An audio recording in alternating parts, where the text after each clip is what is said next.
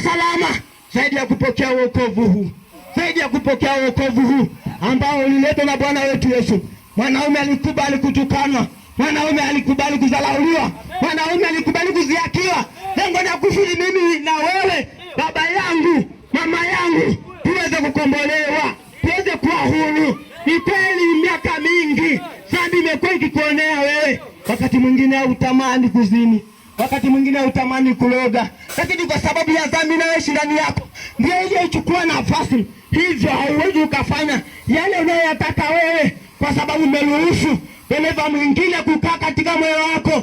Lakini leo hii hapa mimi Simon Stone nakwambia yupo Mungu wa kweli ambaye ukifungua moyo wako wewe atako. Haleluya, amen, haleluya, amen, haleluya, amen. Njia pekee ya kupona na jehanamu ambayo ameiandaa ni kumkubali Yesu tu.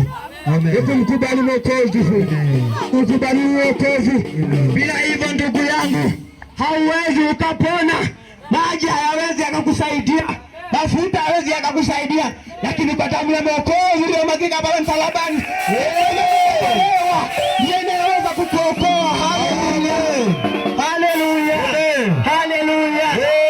Sikilize ndugu yangu, baada ya kuleta wokovu huu akaagiza sasa, akasema wale ambao mmesikia neno hili, wale ambao mmesikia ujumbe huu, basi sasa nendeni mkawahubirie, nendeni mkawahubirie.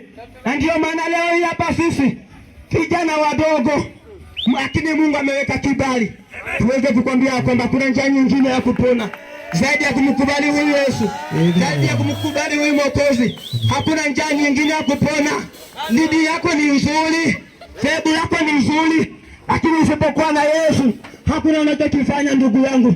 Maji yako ni mazuri, mafuta yako ni mazuri, lakini usipokuwa na Yesu hakuna unachokifanya. Na ndio maana nasema kwamba je, tutapataje kupona tusipojali wokovu mkuu namna hii? Maana yake hakuna njia nyingine ya kupona.